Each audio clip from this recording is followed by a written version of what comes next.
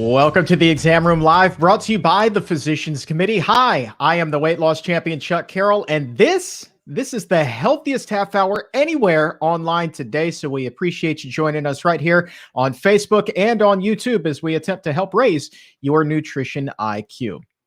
March is Colorectal Cancer Awareness Month. And did you know that 142 people die from this disease every single day? But it doesn't have to be that way. And today, our goal is to save lives. And to help us do that, renowned gastroenterologist Dr. Will Bulsiewicz is here. Dr. Bulsiewicz has 5 ways that you can prevent colon cancer. We're going to be getting into that, as well as opening up the doctor's mailbag. So if you have a question for Dr. B, go ahead and post that in the comments or the chat, or you can hit me up on Twitter or Instagram at Chuck Carroll WLC. Just make sure when you send in your question, you use that hashtag #ExamRoomLive. But let's go ahead and bring Dr. B back on screen and officially welcome him to the show. Dr. B, thanks for joining us. Chuck, it's always a pleasure to be here with you in the healthiest half hour literally on the entire planet. At the top, I was crunching numbers this morning, trying to figure out how many unfortunate deaths there are with this disease, and it breaks down to 142 every single day.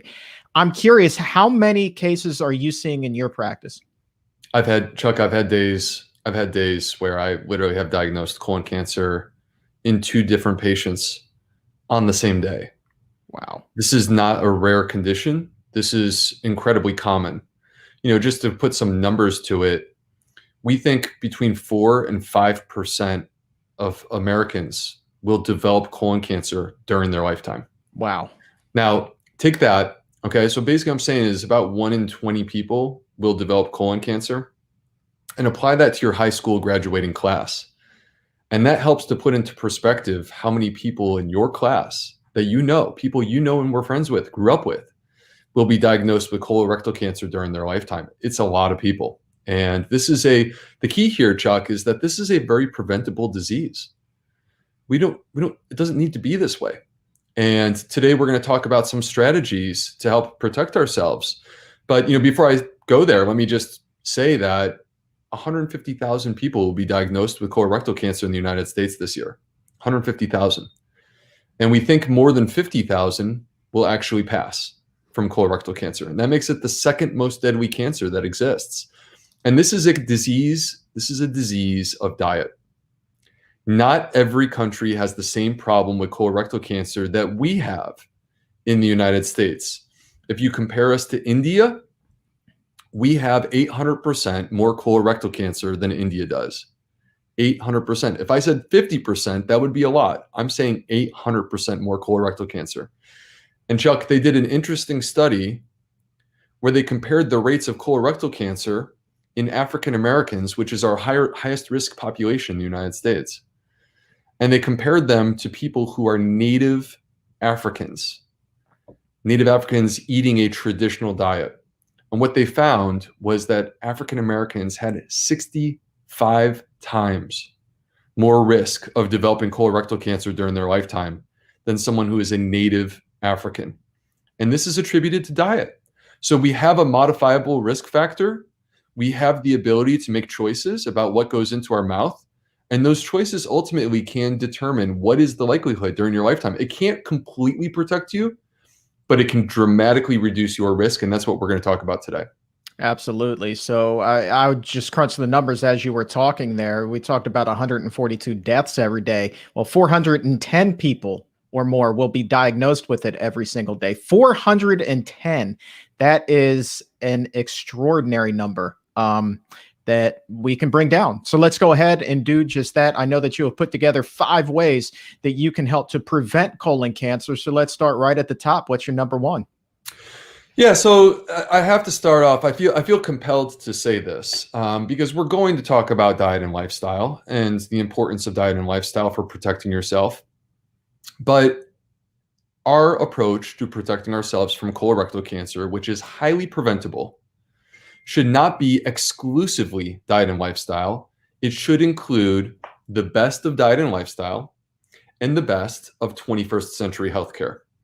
And we have the ability, using colonoscopy, this is, by the way, what I do for a living, we have the ability using colonoscopy to dramatically reduce the risk of developing colorectal cancer during your lifetime.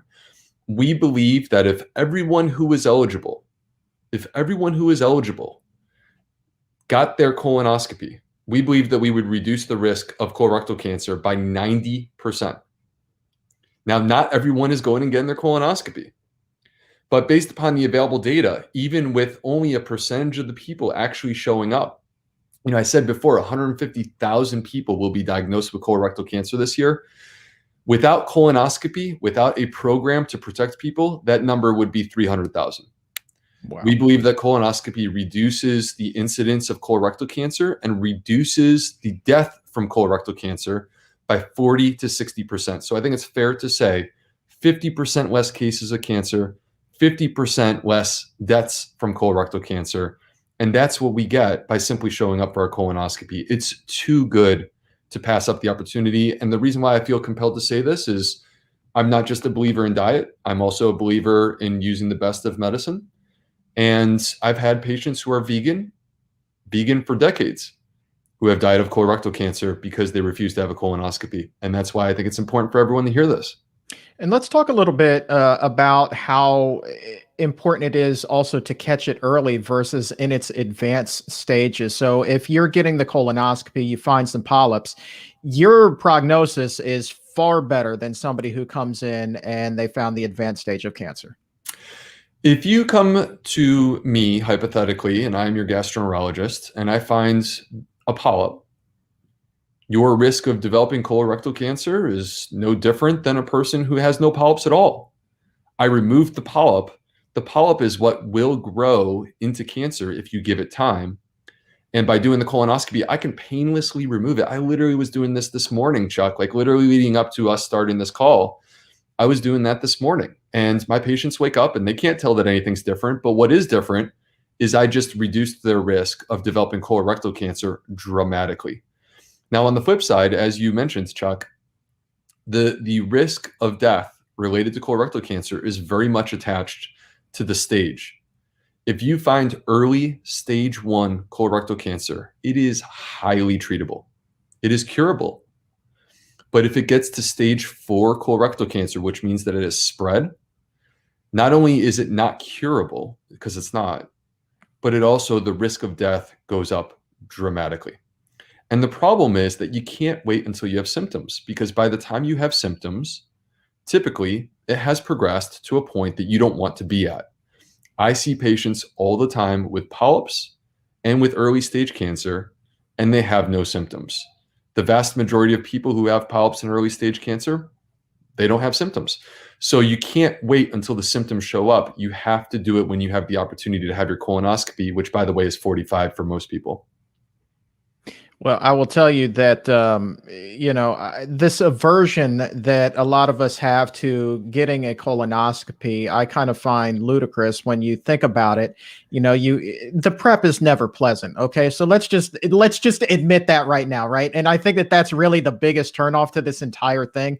And so, but once you have that one night where you're spending it in isolation, basically, you have the colonoscopy the next day. And then, as you said, just the colonoscopy alone, what did you say, reduces the risk by about 50% or better? We believe better. We believe that we can reduce the risk up to potentially 90%. The total number of cases in the United States are reduced 50%. Because we have a colonoscopy program, because we have a colon cancer screening program, we're able to reduce the total number of cases and the total number of deaths by about 50%. But that acknowledges that there's a lot of people who are eligible for colonoscopy that choose not to, and they leave themselves exposed. All right. Well, so let's weigh that. So one rough night versus a lifetime of health. I mean, to me, you don't want to roll the dice. Rough night, man. The rough night is definitely worth it. All right, let's talk about something more diet related here. What's number 2 on your list? All right. So this is so important for people to hear. We need to eliminate red and processed meats from our diet. The average person in the US right now is eating not only their body weight in meat, they're eating their body weight plus an extra 40 pounds, which is a 5-year-old child.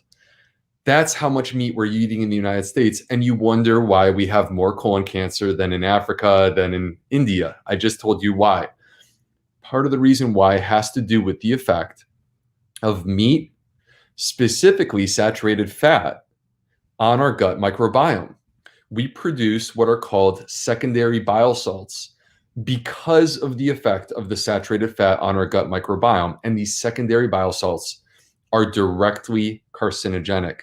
But Chuck, this is not the only mechanism by which red meat and processed meats cause colorectal cancer.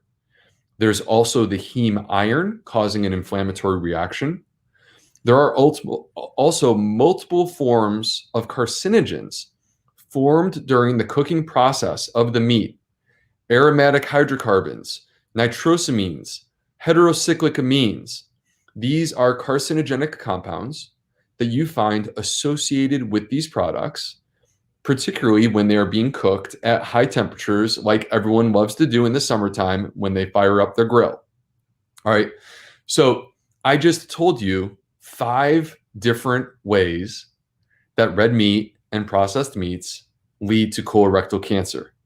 And it is no coincidence that when the World Health Organization reviewed the available studies, more than 800 studies were reviewed by an expert panel of scientists, what they discovered was that the risk of developing colorectal cancer is increased with both red meat and processed meats. And as a result, they were labeled as carcinogens. That doesn't necessarily let pork and chicken and white meats off the hook here altogether, does it? It does not, because the issue is that these foods also contain saturated fat.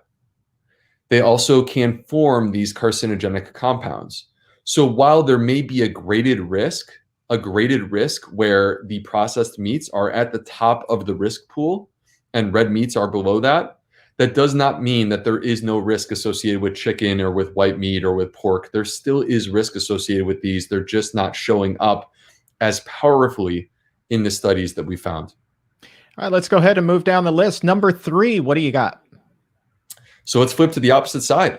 A plant-based diet is the way to go. A plant-based diet is the way to go to protect yourself, to reduce your risk. Now, is this absolute risk reduction? Can you drop your risk of developing colorectal cancer to 0% by eating a completely whole food plant-based diet? No, unfortunately, that's not true. What we have, our best available data, comes from the Adventist 2 study. So looking at the Seventh-day Adventists out in California, which of course many of us are aware that there is a very large population of vegetarians, of vegans, of pescatarians among this group of people. And what they found when they studied this is a statistically significant reduction in colorectal cancer incidence among vegetarians, right? So now this is important. This is important because what this means is that you can change your risk. This is not just possible.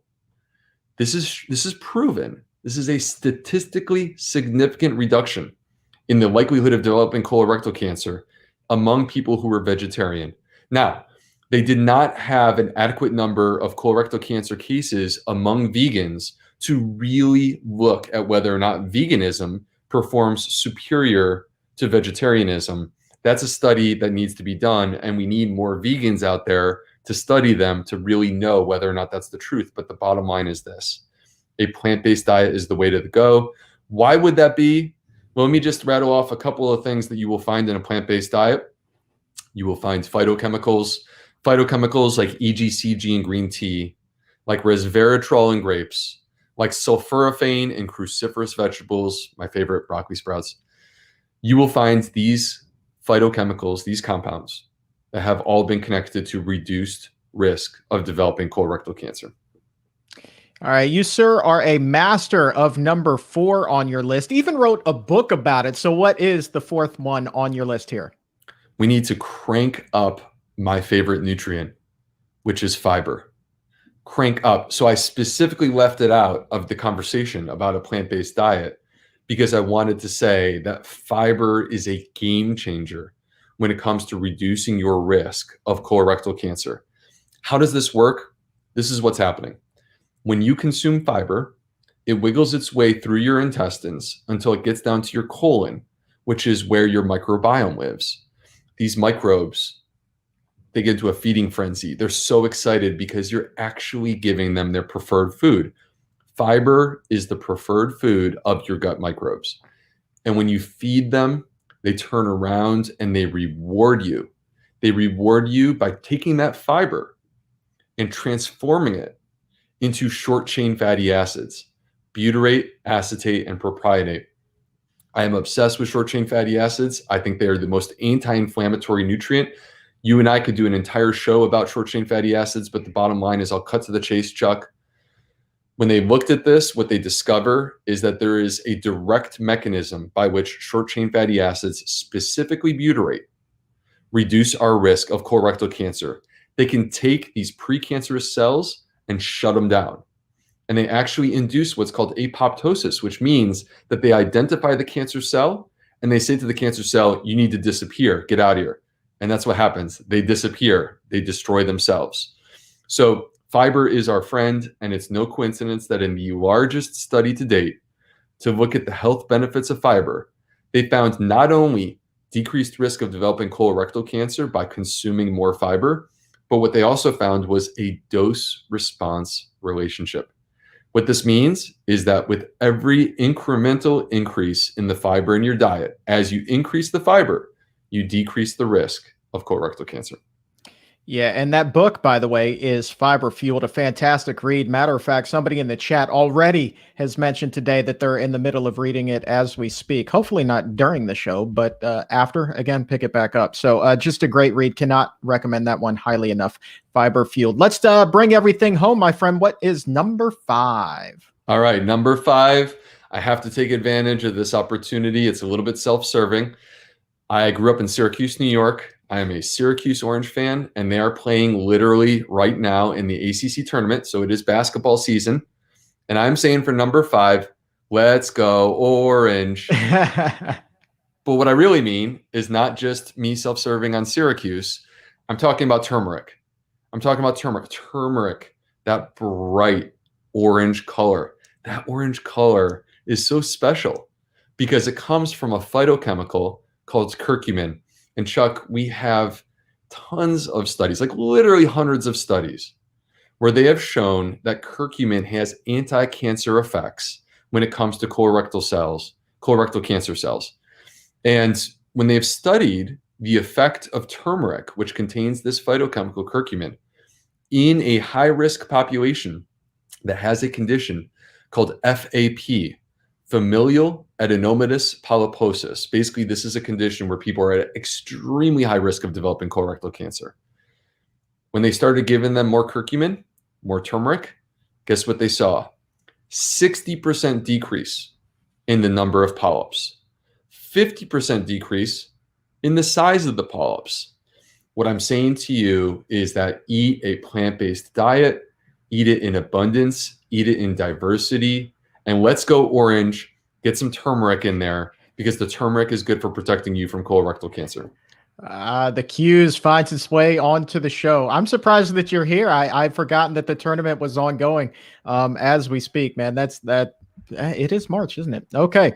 All right. So here's the deal. We've got our 5 ways that you can prevent colon cancer now. So you have actionable items that you can take with you starting this very second to reduce your risk, and significantly at that. So now let's take some follow-up questions and open up the doctor's mailbag. So if there's something that you would like to ask Dr. B, go ahead, post it in the comments or the chat. And again, you can tweet it or send it to us on Instagram using the hashtag #ExamRoomLive. We want to circle back to tip number 1. Oh, look at that nice little graphic. Thank you. We'll circle back to the very first tip that you had as far as getting a colonoscopy. We have a question here from Shayna at 1218. She says, doesn't the prep for a colonoscopy destroy your gut bacteria? Are there any alternatives? Well, there are alternatives to colonoscopy. and I wouldn't have my own family member choose them. So, for example, there is a test called the Cologuard, which does not require a prep. It is a non-invasive stool test. Here's the problem with Cologuard. It is only, I mean, this is not horrible, but it is only 92% sensitive for cancer. What that means is that you could have cancer and there's an 8% chance that the test fails you. And if that's the case, that is a disaster. But just as concerning, if not more concerning, is that the test is not designed to detect polyps. It is only 42% sensitive for advanced polyps. What that means is that there is a greater than 50% chance that you could have an advanced polyp on the verge of turning into cancer, and there is a greater than 50% chance that this test will fail you and not tell you that it's there.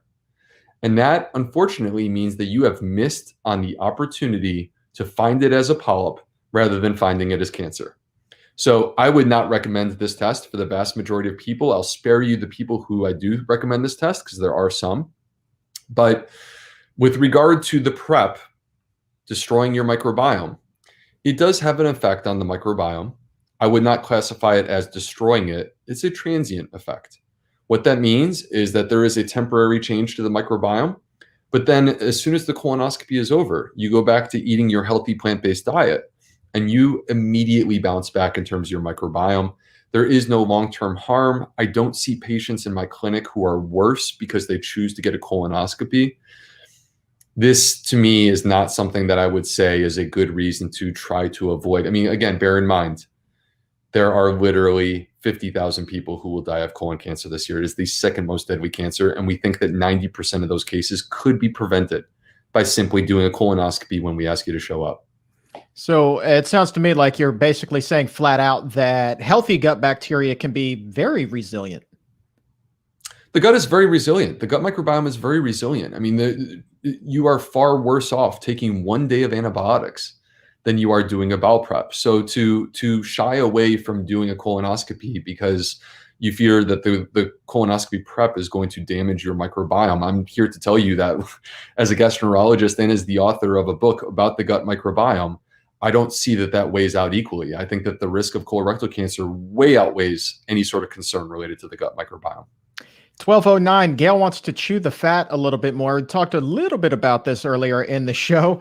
She writes, does colon cancer have a direct correlation to fat intake? And I would like to piggyback on that is what about your healthier fats that you get on a plant-based diet, such as avocados and nuts? Yeah, so those healthier fats actually are going to protect us from colorectal cancer. So this is not increased risk because you are consuming avocados, increased risk because you are consuming nuts. Those things, first of all, avocados have a tremendous amount of fiber, a tremendous amount of fiber. If every American ate an avocado every single day, we would go a very long way in terms of reducing the incidence of fiber deficiency, which is literally 95% of people right now. So, but nonetheless, really the big concern, Chuck, is the saturated fat. Saturated fat, which of course is predominantly found in animal products, but can also be found in some plant products. Coconut oil is a very concentrated source of saturated fat, and saturated fat alters the microbiome and creates a gut microbiome that is designed to create what are called secondary bile salts. And secondary bile salts are carcinogenic. They've been directly tied to colorectal cancer as well as 6 additional cancers. All right, Sonia, I don't know if she's a fan of Syracuse, but she is asking about orange here. How much turmeric makes a difference? I use it when I make curries about twice a week, but recipes don't really call for it much all that often. Yeah, so I'll tell you what I have done, Chuck, to be completely honest with you, when it comes to the turmeric. In the American diet, it's going to be next to impossible to get an adequate amount of turmeric by simply just consuming it as a part of your diet. And what I mean by that is that if you're leaving it to dishes that contain turmeric, like curries or things of that variety, most of us just aren't eating enough of those types of foods. We believe, honestly, Chuck, that this is part of the reason why the risk of colorectal cancer is 800% higher here compared to India, because in India, they are consuming turmeric routinely. So here's what I do, Chuck. I actually consume turmeric tea on a completely routine basis.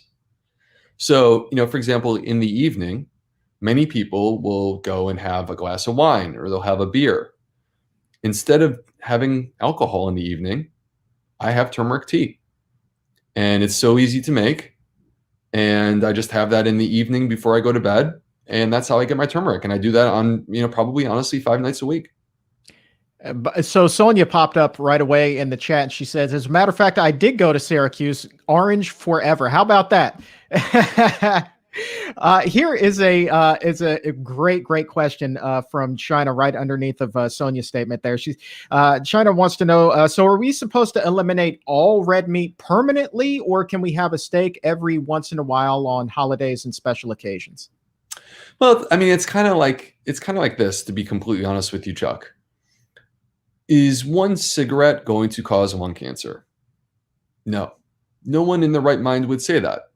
Is a cigarette doing anything that's good for your health? No. Do I want my children to smoke cigarettes? Heck no. I don't see anything good that comes out of that. And so from my perspective, I mean, and Chuck, let me just be honest here. If I saw that there were benefits to consuming red meat as a medical doctor, I would acknowledge those benefits. I don't see them. I just don't see them. I'm not seeing any studies. There is no study that says that because you consume red meat, you live longer, or that you're healthier, or that you reduce your risk of disease. What we find is a pattern, time after time after time, where red meat ends up being connected to increased risk of disease. And in this particular case, that risk is so powerful through 5 different mechanisms that I shared here today, 5 different ways that red meat can cause colorectal cancer. That mechanism is so powerful that it's enough to actually label it as a carcinogen. So, from my perspective, if you choose to have red meat, that's your personal choice. But I would not view it as something that's advantageous to your health on any level. China, I mispronounced your name. My apologies. So we got that right. I hope that satisfies your question there. We do have another question here from Shelly at 1228. How often should different age groups have a colonoscopy? If you are an average risk person, which means that you have no family history of colorectal cancer, no family history of advanced colon polyps, then typically the colonoscopy is only required once every 10 years. If, however, you have a first-degree family member who has had colorectal cancer or who has had an advanced colon polyp before age 60, then you should talk to your doctor about the possibility of, number 1, getting checked early, and number 2, being checked more frequently. Some people will say, I literally had this conversation this morning, by the way, Chuck. I had a patient was less than 50 years old. I don't want to reveal too many details due to privacy issues, but my patient was less than 50 years old and did not come for colorectal cancer screening, came because there was blood in the stool. And I found 9 polyps. And 2 of those polyps were probably within 3 years of turning into cancer. If this person didn't come for colonoscopy, they would have had colon cancer. There is no question. It was just a question of how soon. And so the polyps were painlessly removed. The patient went home. There was basically no recovery. They got to go home. We will appropriately repeat a colonoscopy on my patient when the time is right. And what I talked to her about is that first-degree family members can get checked early. And some may say, whoa, I don't want to get a colonoscopy so early. I don't want to do that. And it's like, hold on. We are empowering you. We are empowering your family. We want to protect you. We want to keep you safe. We don't want you to be one of the statistics. And if you are offered the opportunity to be checked early before age 45, you should jump at that opportunity. And I will tell you straight up, Chuck, I would myself. Matter of fact, I am 38 and I've had 2 within the last 5 years. Had a couple of ulcers because I was just piling too much on my plate. Not food, just too much stress, balancing that whole work life thing. And it was just the whole deal. But really, there's nothing to it. And that's what I was talking about, that one night in isolation really paying off in terms of your long-term health. There really is not even a question or a debate in my mind for it. And the procedure itself, you don't feel it. You take a little nap, you wake up, and that's it. I mean, no, you get people tend to like the medicine so much that they ask me when I can come. When can I come back, doc? That medicine was great. But but Chuck, my patient this morning with these 2 advanced polyps, if we were living 100 years ago, she would have colon cancer. Yeah. There just is no doubt about it. And so Yeah. we have this technology that allows us to protect people. Let's take advantage of it. Let's lean on it. We have another question here at 1227 from Sherry. Wants to know, or Bonnie rather, I'm sorry, do the 5 tips that you gave actually help with other cancers in addition to colon cancer? Absolutely. Absolutely. Well, so let's go down the line here. One of the tips is specifically for colorectal cancer. That is, get a colonoscopy. So, getting a colonoscopy is not going to protect you from cancers outside of the colon. But let's go down the line here and let's talk about this. Red meat, processed meats, connected to multiple different forms of cancer, not just colorectal cancer, but multiple different forms of cancer. Plant-based diet reduces your risk of multiple different forms of cancer. Fiber, in the study that I was citing, saying that there is a dose-response relationship between fiber intake and the risk of developing colorectal cancer. Guess what? They also found that fiber reduces your risk of breast cancer, reduces your risk of esophageal cancer. And turmeric is a powerful, it contains the curcumin. Curcumin is a powerful phytochemical that may reduce our risk of multiple forms of cancer because of its anti-inflammatory effects. Really, if we boil this down, Chuck, and we simplify this, what we're looking at inflammatory foods. That is the red meat, the processed meats, the saturated fat, the animal products, inflammatory foods versus anti-inflammatory foods, which contain fiber, contain phytochemicals. Those are the plants. The plants are the anti-inflammatory foods. If we want to age gracefully, if we want to reduce our lifetime risk of developing cancer, we can't make it zero, but we can reduce the risk of developing these conditions. The way to go is to maximize the fruits, the vegetables, the whole grains, the seeds, nuts, and legumes. Maximize those in abundance, in diversity. Minimize or completely eliminate the red meat, the processed meats, the animal products. And we are tipping the scale of balance in our favor so that we can live a long, healthy life. And as I like to say, I want to be in my 80s and dancing at people's weddings. Amen to that, my man. Amen to get boogie on down in your 80s, man. Boogie on down. We have time for a couple of more questions, so keep on posting them. We'll get to as many as we possibly can. 1228, this is a great question from Mary. Talking a lot about fiber on the show, but is it possible to get too much fiber? Yeah, it is. And I don't want to sit here and pretend that fiber is the gas pedal, and all we have to do is put our foot down on the gas pedal and push as hard as we can.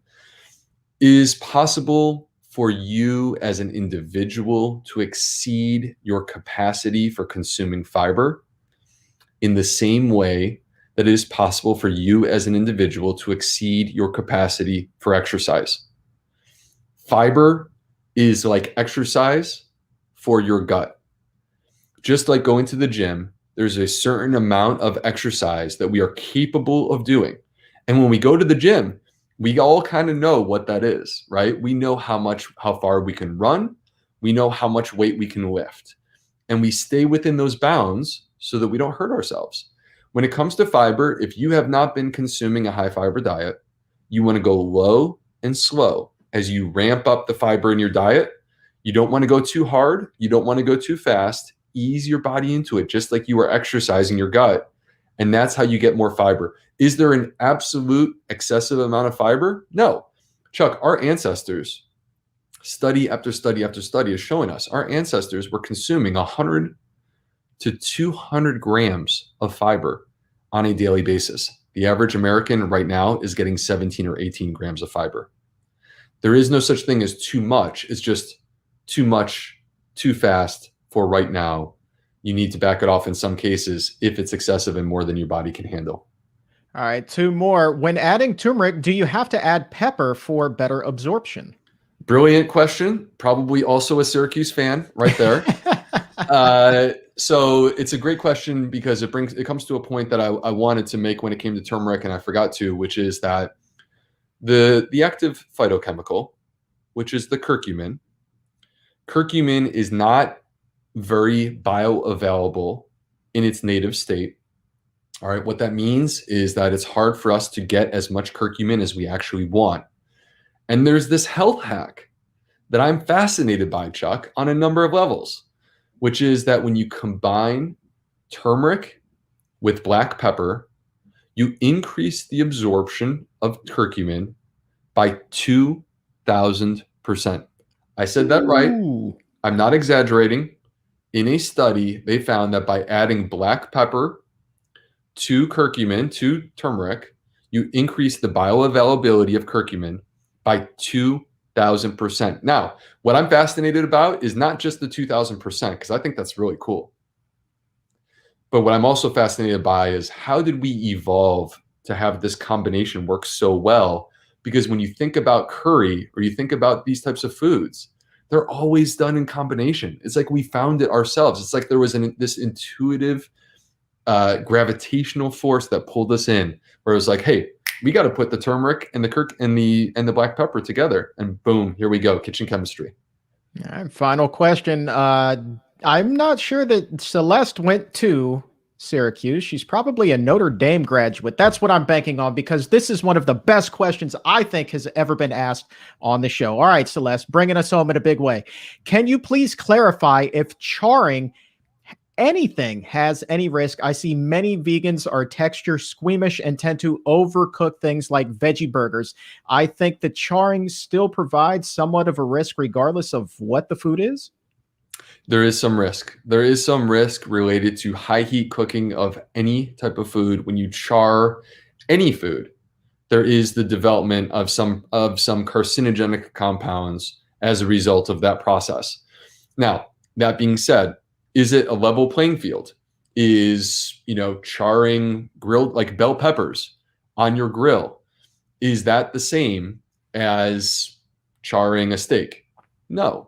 The red meat is basically designed for the purpose of creating carcinogenic compounds when you cook it, particularly at high heat. It is designed to produce carcinogens. The vegetables, the plants, when they are cooked, when they are charred, they're not designed to maximize the carcinogens. That being said, I would not seek out charred food when it comes to plants. I would really try to minimize that. Do they taste good? Yeah, they taste good. Should you be doing it all the time? No, you definitely should not. You should try to minimize it. There you go. Let's go ahead and close up the doctor's mailbag for now. If we didn't get to your question, I promise you we will save it and do our best to get you an answer on an upcoming episode. Dr. B, it's not going to be very long until you're back on the show, so I promise you we will save this. And by the way, you just saw it up on the screen. You have the free plant-fed gut 5-day challenge that people can take over at theplantfedgut.com. Talk to us a little bit about what that is. Well, I just thought that it would be a fun way to engage with people who are interested in considering a plant-based diet, and engage with people who are interested in trying to enhance the health of their gut microbiome. And so I put together this 5-day challenge where literally all you have to do is sign up, and I will show up in your inbox for 5 straight days, and I'm going to lay down the challenge every single day. And these are not things that are like crazy and insanely difficult. These are things that are very doable, because at the end of the day, what I believe in is setting realistic expectations that you actually are capable of doing, and then going out and doing them and turning them into healthy habits over the course of time, because that's how we live our best life. So the 5-day challenge is basically just laying down the tracks for you to move towards a more healthy lifestyle that includes a healthy diet, healthy lifestyle. I don't know if we can bring up that screenshot of the website again. Can we do that really quickly? There you go. Dr. B, you look like you are absolutely deep in thought there. What is on your mind? I got to know what you were thinking. I was thinking about Chuck Carroll, and, I was thinking to myself, gosh, that Chuck Carroll is such a good guy. I wish that he would invite me onto the Exam Room podcast so that I could talk for a half hour about colorectal cancer. And, here we are. We've come full circle, Chuck. We're having the conversation. Who would have known when I was there that day that I would be thinking about this, and now we've finally done it. Well, I am happy that we can make your dream come true, my friend. Appreciate you being here, and definitely go out of your way to pick up a copy of Fiber Fuel. But you don't have to go far. You can just pop on over to Amazon and order a copy for you today. A great read. A number of people in the chat today are in the middle of the book as we speak. A number of people have also already completed it. So it is just a phenomenal read. So go ahead and pick up your copy. And Dr. B, thank you so very much, my friend. It was great catching up with you. And I will say this one time and one time only, just for you, go Orange. Yeah, I love it. Thank you, Chuck. Always a pleasure to come on the Exam Room podcast. Always a pleasure to connect with the wonderful people who show up for the healthiest half hour in the entire planet. There it is. Dr. Will Bulsiewicz, we will talk to you again soon, my friend. And I guess that's about all the time that we have for today's episode. I want to say thank you one more time to Dr. B for hopping on with us and to the crew behind the scenes that makes the magic happen, just like popping his picture up on the screen so quickly. Thank you guys for all of your hard work. And to you, my exam roomies, thank you so very much for tuning in and raising your health IQ with us. And more importantly, helping to save some lives and really get in front of what is a very much preventable disease. Some great work was done on the show today. So thank you for joining us here. And on behalf of everybody here at the Physicians Committee, I am the weight loss champion, Chuck Carroll. One more time, thanks for joining us. We'll talk to you again on Friday, brand new episode. And be sure to head over to Apple Podcast and subscribe for the Exam Room podcast. We're going to be dropping an audio replay with some bonus Easter. I'm not going to call them, well, we'll just call them bonus vegan Easter eggs here on the show tomorrow for you. So go ahead and subscribe. New episodes Tuesdays and Thursdays. And I guess that's it. Till next time, stay safe, take a stand, and